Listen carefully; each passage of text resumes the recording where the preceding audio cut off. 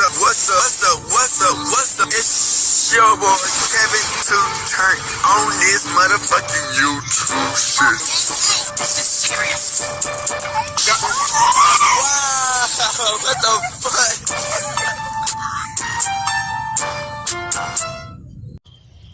Wow, what the fuck? What's up? It's your boy. Can't tell me do shit. Hey man, say man, we are lit to team man. Turn.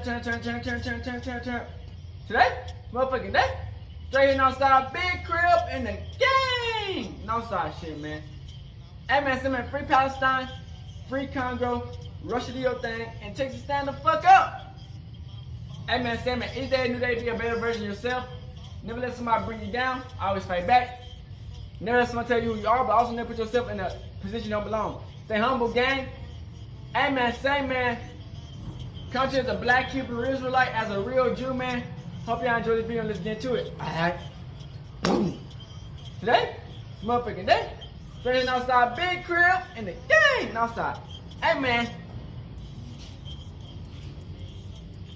The music industry is a dangerous place, man. You know what I'm saying?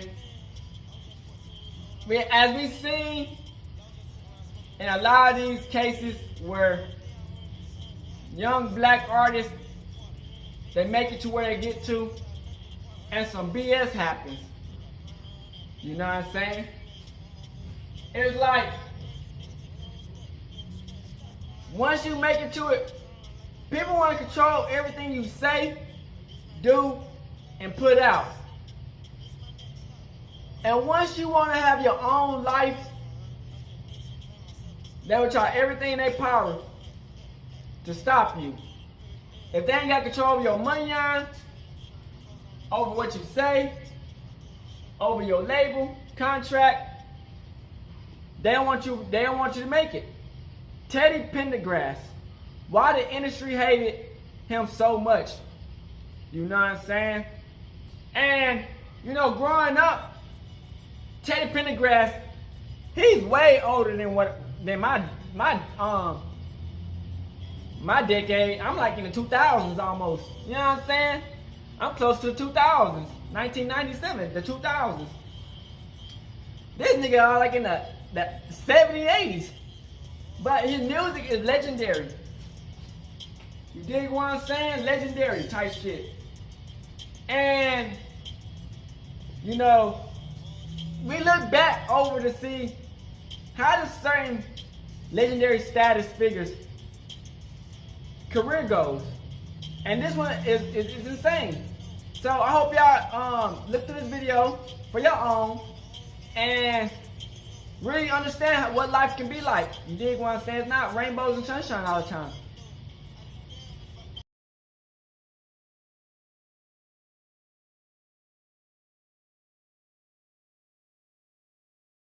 Shout out to Endin industry. We're gonna see why the Hollywood really hated Teddy Pendergrass. I have to change what I believe in to make what I enjoy doing. The car started speeding up really fast. And I was wondering, was he driving fast? But he wasn't. It was out of control. And I noticed he was struggling with the wheel. And all of a sudden, I heard this great big bang. We end up doing the things that we have to do to make life great. That's right. Do things we have to do to people so they move further. They can move better, live their lives better. Teddy Bear Pendergrass was a man blessed with it all. His husky, passionate, yet effortless baritone was captivating, exceptionally powering his timeless, smooth, and seductive Black music. legend, man. When it comes to his looks, only the ladies can describe him best. Tall, handsome, and stylish. He exuded confidence that made him irresistible. In fact, at his unique women-only concerts, many of his adoring fans would throw lingerie on stage, a testament to the wild affection they had for him. He was a very handsome man. I must say, he was very handsome. Topping this off with his electrifying performances and alluring persona, he was often seen as a symbol of sensuality, aptly nicknamed the Godfather of S. Yet Pendergrass was more than a magnetic performer. His intelligence and articulate nature distinguished him in the music industry. He was notably astute in business, a rare trait among his contemporaries. I guess the question everybody's asking is, how does it feel to be solo? It feels great, but then again, it bothers my nerves, Donald. Now there's nobody else to share the weight with me. Being the first African-American artist to achieve 5 consecutive platinum albums from 1977 to 1980 was just one testament to his unmatched talent and appeal. However, his soaring career took a tragic turn on March 18, 1982, when he was involved in a devastating car accident on the notoriously windy and curvy road in Philly's Germantown, leaving him paralyzed from the waist down. Home and I reflect as to what happened that year and what can I do to improve upon myself for the year to come. This incident plunged him into a prolonged period of depression and regret. Though he eventually mustered the strength to move on, he never quite regained his pre-accident stature. Speculations abounded regarding the cause of the accident, whether it was the result of foul play, karma, or a mechanical failure in his Rolls-Royce Silver Spirit remains a subject of debate. But before we dive deep into the chilling and disturbing details of that day, let's travel back in time and get to know how this gentleman defied all odds to become one of the most respected and celebrated artists of all time. Theodore Teddy Pendergrass was born on March 26, 1950 at Philadelphia's Thomas Jefferson Hospital, the only child of Jesse and Ida Geraldine Pendergrass. His birth was special, a gift from God according to his mother Ida. His parents had met and married in South Carolina in 1936 and had been together until Jesse was drafted to serve in World War II, it's way before my separating them time. temporarily.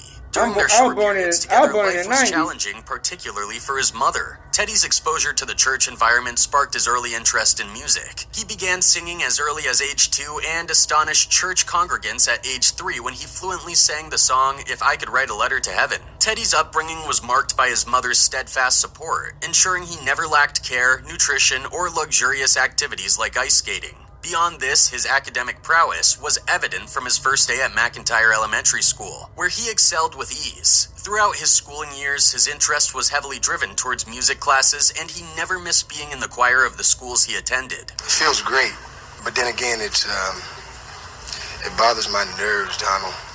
I'm telling you. At his mother's workplace, which had heavy musical equipment, Teddy used the special the privileges damn black given to them success to back play in the these drums days is during off insane. hours, fueling his growing passion for music even more. After some time, they relocated to an apartment that brought them close Anybody to the who's Uptown making Theater, during these Philadelphia's times R&B is hub. insane. Here, Teddy The witnessed 80s and the live 70s performances by a is number wild. of great Motown artists. But it That's was just Jackie Wilson's celebration. performance which sent female fans into a frenzy that decisively influenced his ambition to become a singer. Witnessing the adulation Wilson received, combined with his growing interest in girls, solidified his desire to It kinda pursue remind me a of career James in Brown. music. As Teddy entered prime adolescence, he began to drift away from his faith. However, his passion for music remained steadfast. He continued to participate gotta in have school faith choirs, joining in the God, Edison Yahweh. Master Singers at Thomas Alva Edison High School. Back home, living in a mixed neighborhood in Philadelphia during a time of heightened gang activity, Teddy found himself in a challenging environment. One evening, he witnessed a robbery committed by 2 young African-American gang members. When the police arrived, they wrongfully detained Teddy, mistaking him for one of the Damn, fuck perpetrators. 12. Despite the evidence I in his told favor, y'all he niggas was 12 is unjustly it's sentenced crazy to 4 niggas months at make the it. Youth Study Center in Philadelphia. In that,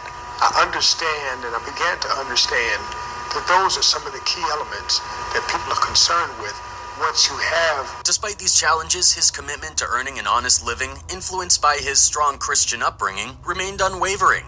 Even through the odd jobs, Teddy's ambition to become a singer persisted. He was always on the lookout for opportunities. In the process, he decided to take occasional gigs drumming at small local clubs, and also formed the Paramounts with friends Tony Talent and Kenny Gamble. His voice just roared over you, says writer and producer Huff. He had that baritone voice, but Teddy was raw. I think Teddy really knew how good he was, but he started as a drummer who sang in the background. I remember saying, "Gamble, this guy's got a sound." Sometimes They you met gotta G. stay humble Lawson, until your a time talent come scout up. who became their manager and promised them stardom. Teddy recorded singles like "We Got Love," "Angel with Muddy Feet," and "Should I Go or Should I Stay?" But unfortunately, he never heard from Lawson again, nor did he receive the records. At 18, Teddy Pendergrass seized an opportunity in Atlantic City, a hub for vibrant clubs with non-stop live music. Atlantic City is a Working as a legendary waiter at spot. Reggie EDG Hill's Supper Club, he stumbled upon a life-changing chance when Little Royal, a performer styled after James Brown, needed a new drummer. Teddy auditioned and impressively secured the job. However, dissatisfaction with financial arrangements led him to leave when the group toured Quebec and Canada and headed back home disappointed. Despite this setback, his determination remained unshaken.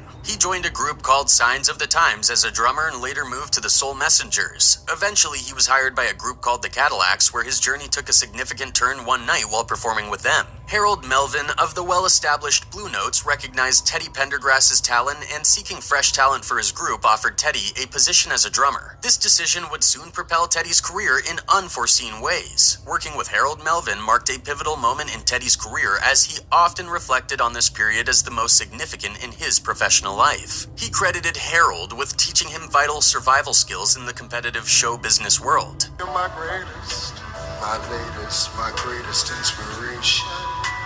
At that time, the Blue Notes, though regularly booked, were not yet headliners. Their persistence and resilience, however, kept them going. Teddy, in particular, honed his drumming skills and started gaining recognition in the field. Despite their efforts, the absence of major hits meant performing in smaller venues, leading to financial struggles. There were days when they went hungry and had difficulty affording hotel rooms. Teddy, known for his impatience, dreamed of singing but found the opportunity far-fetched as a drummer. He occasionally sang with the group but grew frustrated with the lack of opportunities to lead. Overheard discussing his intention to quit with a club dancer, Harold Melvin, not wanting to lose him, offered Teddy a chance to join the singing group. Teddy accepted the offer eagerly. Teddy's addition to the singing lineup, sharing lead vocals with Harold, began to draw more recognition and shows. Though financial hardships persisted, their fortune turned in 1972 during a performance at the Apollo Club in Camden, New Jersey. There, they caught the attention of Kenny Gamble and Leon Huff from Philadelphia International Records. Teddy Pendergrass was singing, and Huff called me later that day and said, "Man, you gotta hear this guy." He was just singing nonchalantly in the background. Their interest in the group marked the beginning of a brighter future. Harold Melvin rebranded the group to Harold Melvin and the Blue Notes to assert his leadership, and due to his envy towards the now fan favorite Teddy Pendergrass. Harold was doing some really, really raunchy stuff, but he just got greedier and greedier. Harold was a cold-hearted guy, very cold-hearted. Under the new label, the group released their first single, I Miss You, in August 1972. The follow-up hit, If You Don't Know Me By Now, in September catapulted them to mainstream success, topping the U.S. R&B chart and reaching number 3 on the U.S. Billboard Hot 100.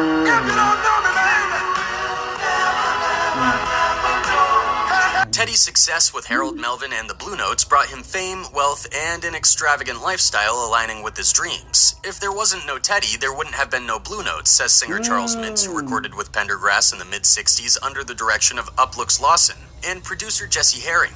And if there wasn't no Teddy, there wouldn't have been no big-time Kenny Gamble and Leon Huff either. However, the thrill was short-lived as he became increasingly frustrated within the group. Despite being the key factor in the group's flourishing career, Teddy felt undervalued and overshadowed by Harold Melvin. Harold's authoritative control and minimal contribution to the group's performances irked him. Teddy was aware of Harold's exploitative tendencies and grew increasingly disillusioned, particularly when Harold's arrogance cost them gigs. An incident at the Playboy Club in Los Angeles exemplified this. Harold's dispute with the club management led to the group shouldering their expenses for the week, while Harold luxuriated in comfort, leaving the rest struggling financially. When the group approached Teddy to request financial help from Harold, a confrontation ensued. Teddy found Harold with some of his well-heeled friends and hangers-on, laughing and joking while indulging in drugs. Teddy was furious at Harold's apparent disregard for their plight. He knew they were making money, and he would pay them peanuts. To calm Teddy down, Harold went over to his bedroom to get him something. A curious Teddy followed him and peeked around the doorframe, only to witness Harold picking a stack of notes, presumably thousands of dollars. Damn, I'll be mad as hell. You taking all this goddamn bread? He said he gave him $100. My dad walked out the door that day. $100 on a stack? After that night, Teddy decided he had had enough. He was not going to tolerate the exploitation any longer, and he made the decision to quit the group. And that's exactly what he did. As the news of Teddy Pender's departure from Harold Melvin and the Blue Notes spread, the group's popularity waned, leading to other members exiting to join Teddy. Despite threats of bodily harm from Harold Melvin, Teddy remained steadfast in his pursuit of a solo career. In need of a manager to navigate the business aspects of the music industry, Teddy turned to Taz Lang, a smart and successful businesswoman and the ex-wife of Philadelphia Eagles fullback Izzy Lang. At the time, Taz was Teddy's girlfriend, known for her connections with high-profile celebrities like Diane Warwick and Nancy Wilson. Teddy, drawn to Taz's intellect and beauty, moved into her Mount Airy home. a popular gathering place for celebrities. With their relationship flourishing, Teddy asked Taz for a $115,000 loan to support his Teddy Bear Productions company, offering her 10% of the royalties from his first album. She agreed, and despite their breakup 2 months later, Taz continued as his business manager, even negotiating a solo deal with Gamble and Huff. However, a startling discovery in the contract strained their professional relationship. Contrary to their agreement of Taz receiving 10% from only the first album, the contract entitled her to a perpetual 10% from all of Teddy's future albums and business earnings. Teddy's frustration mirrored his past experience with Harold Melvin, feeling trapped and exploited. Despite confronting Taz, she stood firm, unwilling to renegotiate or terminate the contract. Although they remained business partners, Teddy's trust in Taz wavered significantly, a stark contrast to his initial confidence in her protective instincts from exploitation within his inner circle. Taz did not leave with them and decided to go back home. She called her mother Eva Ritter and said, "I've got something to tell you, but I can't tell you what it is until I get there." That would be the last thing she said to her mother. On April 14th, 1977, a tragic event occurred that profoundly affected Teddy Pendergrass's life. That night, Tazmia Lang was fatally shot outside her home while accompanied by Joseph Jojo Tinez, an employee of Teddy who was baffled by the sudden attack. The perpetrator emerged from nearby bushes and shot Taz, KOing her instantly while Jojo was getting something out of the car trunk, leaving the crime unsolved and shrouded in mystery. I said, what the hell does this mean? Because I'm here and cannot move.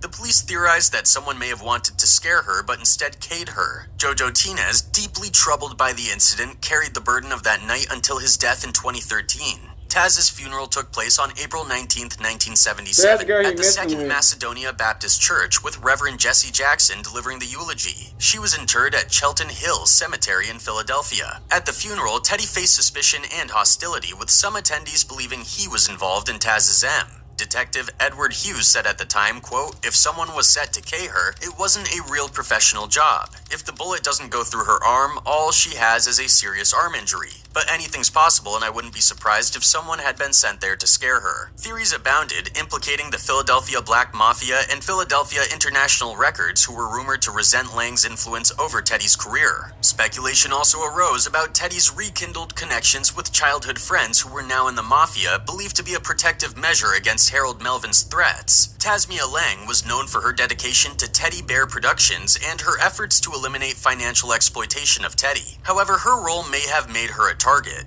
Questions lingered. Did Teddy orchestrate the end to retaliate against Taz for contract disputes? Was it a long con for Teddy to exploit her resources and then eliminate her as she died even before his first album was released? Or was it an opportunistic act by someone else, knowing the blame would likely fall on Teddy? The unresolved nature of the case suggests the involvement of powerful figures beyond Teddy. While speculation continues, Teddy, who also received threats, remained undeterred in pursuing his ambitions. His statement to me at that point was that, Brinkley, you know, if I wanted to commit I couldn't. He said, all that I wanted to do, all that I tried to do, here I am. A week after the tragic loss of Taz, Teddy Pendergrass made a powerful solo debut at New York City's Carnegie Hall, marking the start of a new chapter in his career. He soon released his self-titled album, which achieved platinum status, driven by the disco hit I Don't Love You Anymore and the top 20 R&B single The Whole Town's Laughing at Me. The album also featured popular tracks like You Can't Hide From Yourself, The More I Get, The More I Want, and the ballad And If I Had.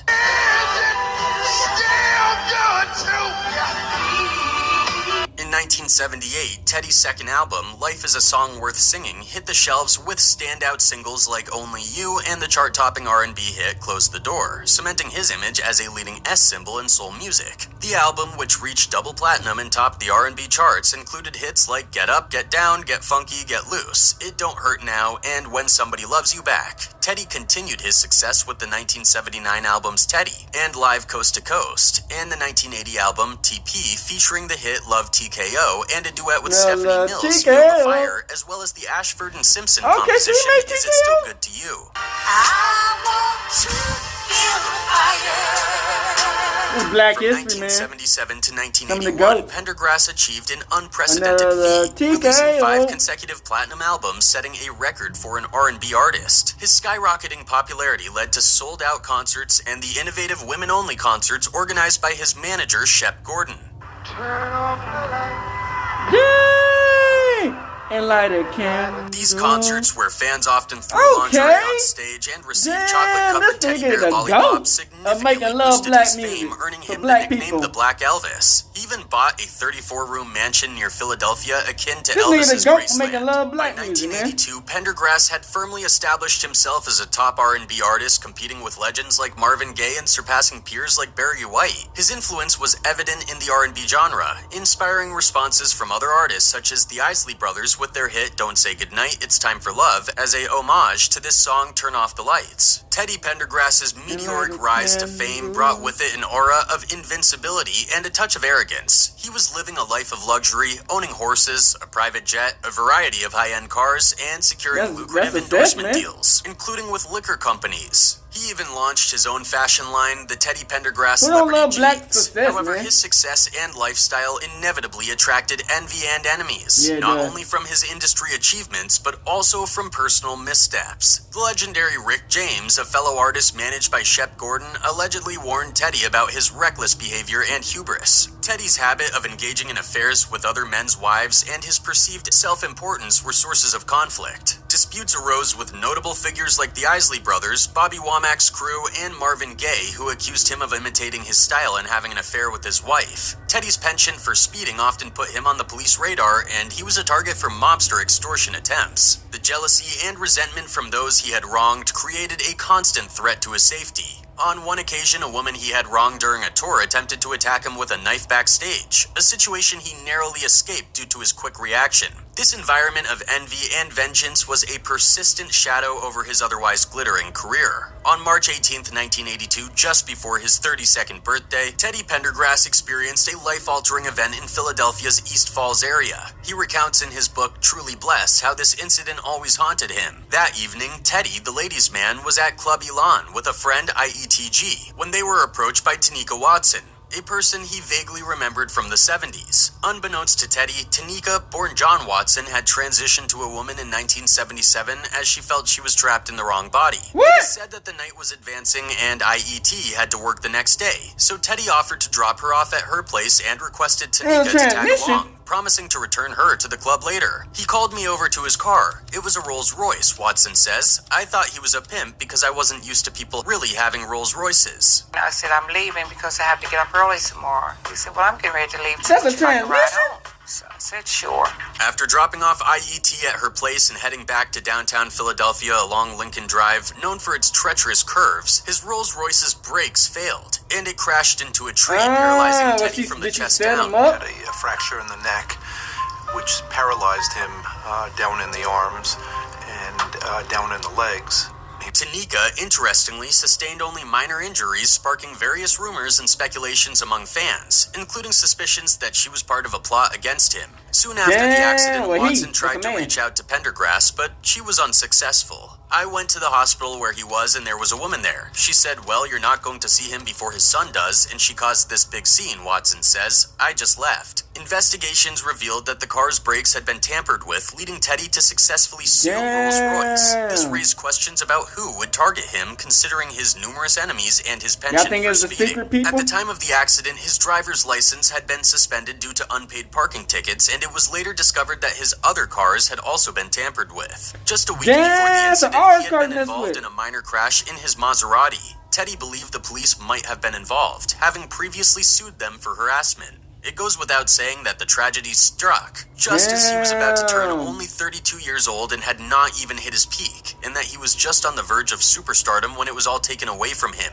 Did he fly too close to the sun and get his wings burnt off, just like the other greats at their peak? Or was it karma doing its thing for all the sins he had committed over the years? All we can do is speculate. The aftermath of Teddy Pender's tragic accident in 1982 led to a profound transformation in his life. Struggling with depression and a loss of his previously unshakable confidence, he contemplated taking his own life. Adding to this, his fans had quickly moved on and shifted their attention to Marvin Gaye's new release, S-Healing.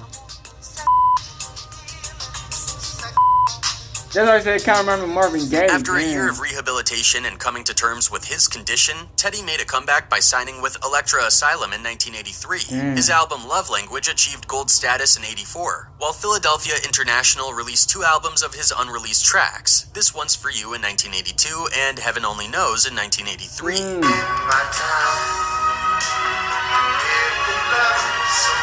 Teddy's return to the spotlight was marked by a poignant performance at the 1985's Live Aid concert in Philadelphia, his first live appearance post-accident. The emotional performance included a rendition of Diana Ross's Reach Out and Touch Somebody's Hand, alongside Ashford and Simpson.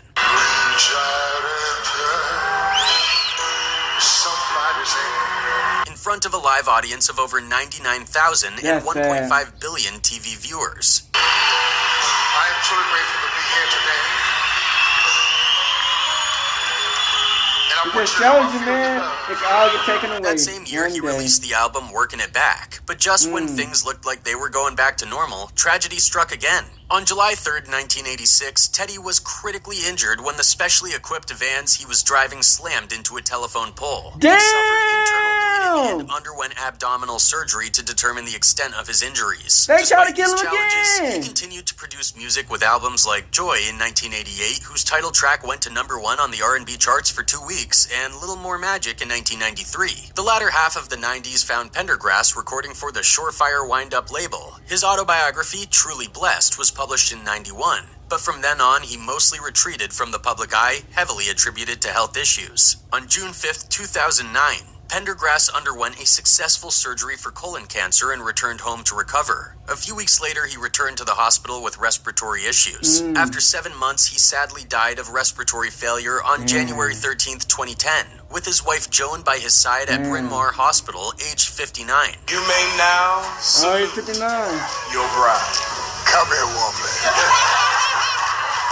He was laid to rest at West Laurel Hill Cemetery in Bala Cynwyd, Pennsylvania. And if you thought his passing meant things would finally rest, you were wrong. A different fight was about to start. His widow, Joanne Pendergrass, whom Teddy had married in 2006 in a private ceremony after the two had known each other for only 4 months, was suing the late singer's son and daughters over a protracted estate battle. After a long battle in the courts, the Montgomery County, Pennsylvania Orphan's Court eventually held that the will presented by her was the only legitimate one. Joanne went ahead to demand compensation from the kids for subjecting her to humiliation, diminished reputation, emotional distress, and anxiety. Anyway, away from that, with all said and done, Teddy's positives outweighed the negatives. Teddy that I know is the loving, kind, gentle, sweet, most incredible man that I've ever met. From a nobody plucked out of nowhere to him being a drummer and finally on the verge of taking over the world, he surely beat the odds. One of his fans wrote, "The greatest singer ever before that horrific car crash in 1982 that destroyed his singing career. All the power was taken out of his voice. He was never the same singer after that." Another one added, "He was a giant in the industry, fine as wine and forever talented. This is a very well-produced video. Thank you." Teddy was and still is the man.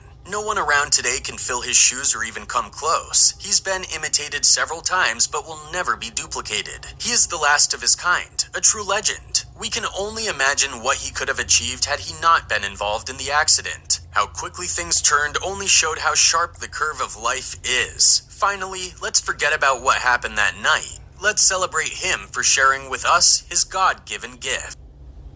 Dang, RIP, man. Shout out to Industry TV Network, because they're going to really talk about the car accident that messed him up. I think it was sabotage, because he wanted his own rights, and they weren't going to let him go.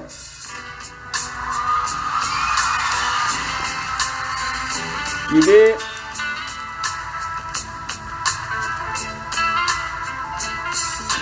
Come on and go with me. Come on over to my place. Oh yeah, he goated. That's his song 3? Damn. Welcome to my channel. Make sure you hit the like button, share, and subscribe. In 1982, charismatic soul singer Teddy Pendergrass was at the peak of his career when he slammed his Rolls Royce into a tree, leaving him paralyzed from the chest down. Though there were no other vehicles involved in the crash, there was a passenger in Pendergrass's car. In the wake of the accident, questions emerged about this mystery woman. Her name was Tanika Watson, a nightclub performer and transgender woman. Wow. At first, there were rumors and speculation about the cause and details surrounding the accident. But Pendergrass remained focused on his recovery and his music. Watson, too, kept quiet.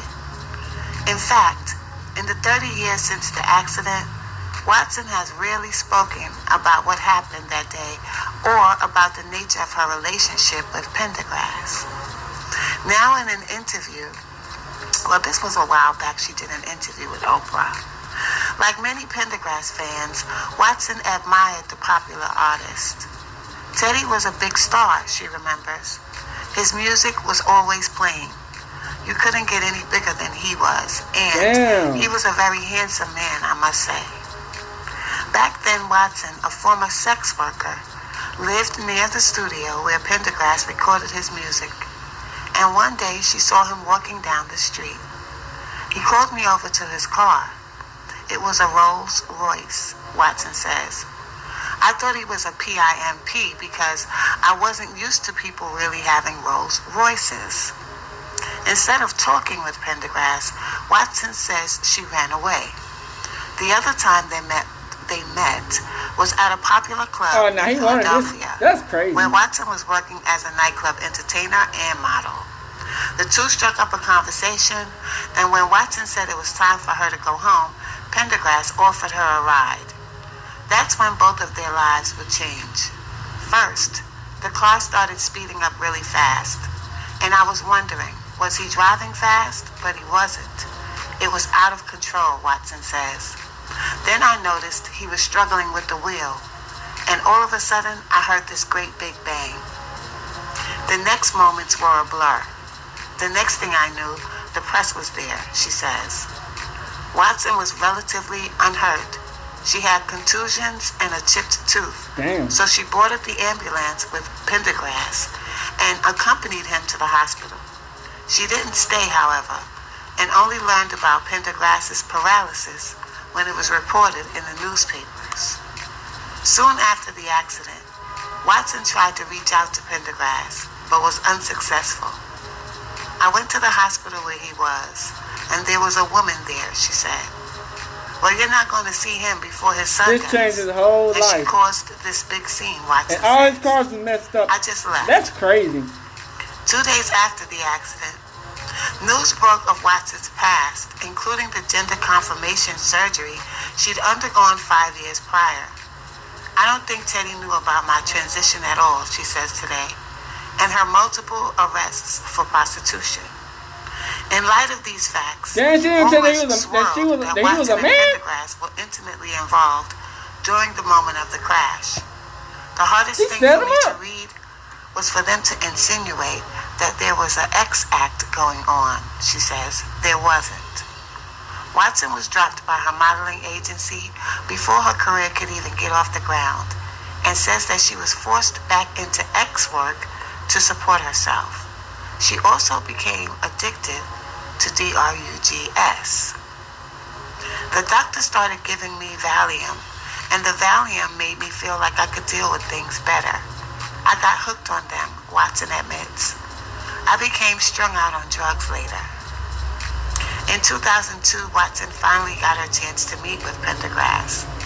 Someone called me that knew Teddy's mother, and they said, Tanika, you have to get here quick because Teddy's mother wants to see you.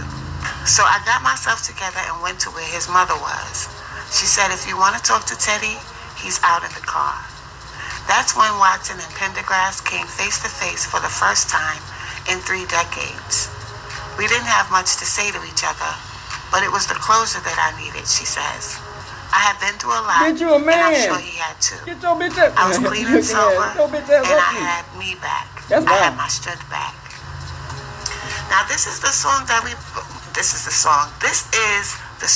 rather, that we've been hearing for a long, long time, even since I was a child, when I was a child actually when this accident happened, and we've all been hearing that story. Yeah. But recently, there's a woman named Jaguar Wright who was in the industry. She was a singer, and she's been spilling her guts about certain things and giving details on things that had happened over the years.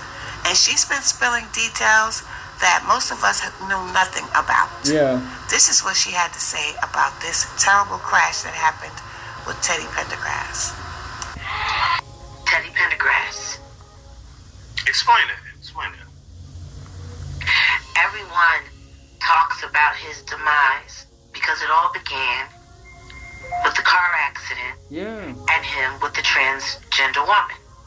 Oh. On Lincoln Drive in Philadelphia. Anybody from Philly knows the curve. We know the exact curve. No different than in Dallas. They got the X marks the spot where Kennedy got parked. It's the same thing in Philly when it comes to the Teddy Pendergrass crash.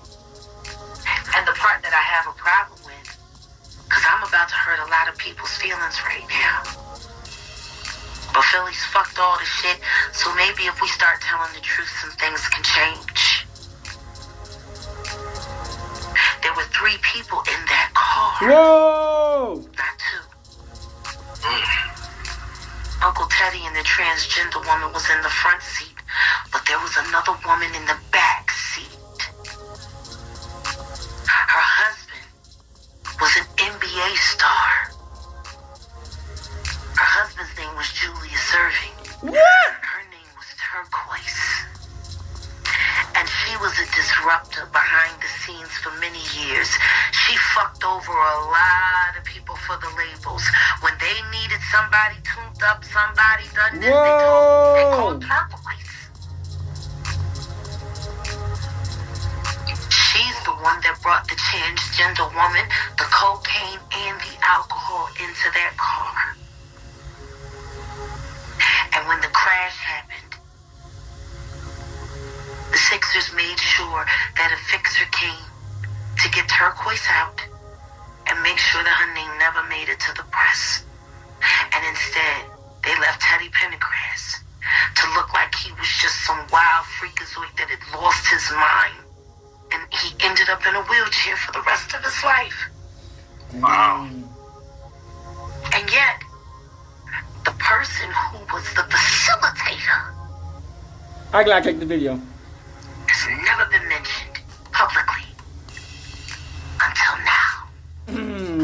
I'm sure you guys may have heard this over the years as well. Good video. But in the comments, Industry TV there was a lot of people from Philly who also remembered the version of this story that Jaguar spoke about.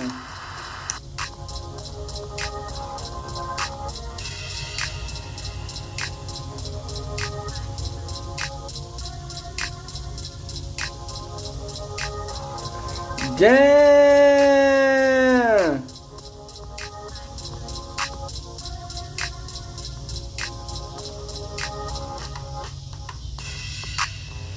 See, that's why you gotta look into other people's videos, man.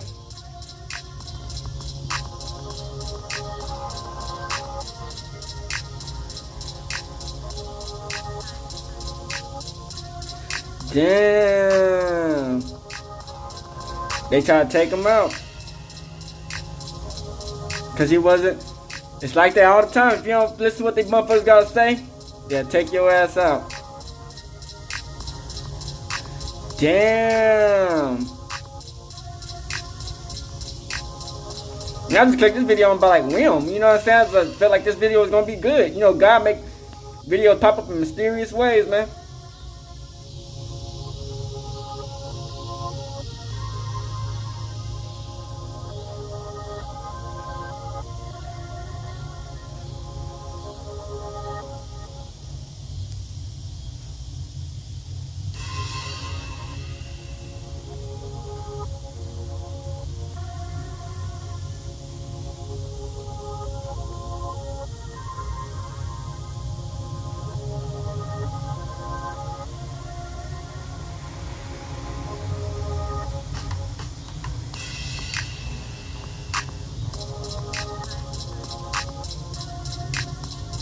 Now this is all hearsay, but it's very interesting That's nonetheless.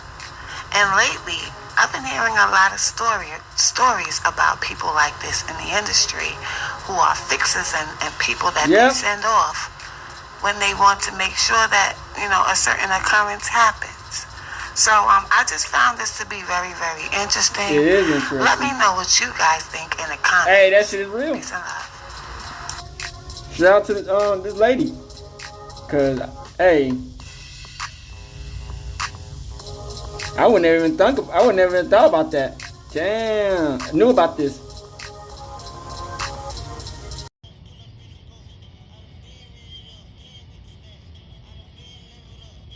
Alright, back. So, it's crazy. I gotta delete all this stuff on my phone just to get these videos out, man. Gotta do what I gotta do, man. Fuck. But yeah, man, so it just shows you, man, he's just like any other regular person. You know what I'm saying? They start off low-key. They got talent. And you know, people dream to be the best. To span their careers and to do their thing. And by the time you make it to the success you really get to, you will always have ops. It don't matter who you is. You can be poor, broke, and you can have ops. You know what I'm saying? But once you get to a different level status of money and fame, people who you don't even know who be your ops are your ops. You don't even know these people, and they're your ops. And you know, you try to guide your way and your people through the situations, and people around you end up getting hurt. You know what I'm saying? People who you care for, you cherish, they end up getting hurt. And you don't want that to happen. You know what I'm saying? And then the whole part of the story is like, damn, the car accident,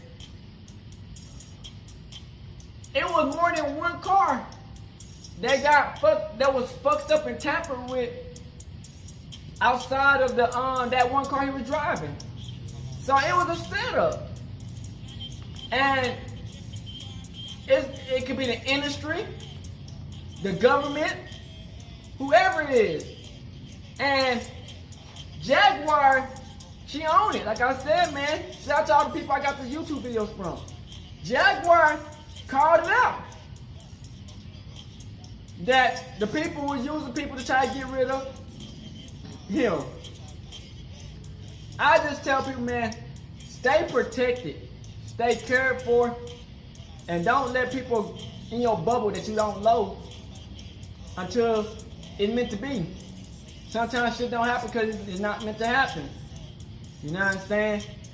I always stay prayed up. Don't never lose your faith, no matter how famous you get, how rich you get, how poor you are, how broke you are. Don't never let your faith change up, because people don't understand that your faith is your biggest protection. Always know where you're going. Don't let, like the part of this that got crazy is that transmission. I don't understand why he let that transmission to his car. Then it turned out to be another person behind in the back seat. This shit is wild, man. That just goes to show you, man, you never know who the enemy will send your way. And Pendergrass didn't even know he was a transmission. You know what I'm saying? Stay prayed up, because the enemy is lurking. And we out this bitch. Hood, Northside, Crip shit. Hey, Dad, you know, dog, when we link up, dog, this shit be legendary. Even though this is instrumental, you the engineer on it, so Kodak everywhere.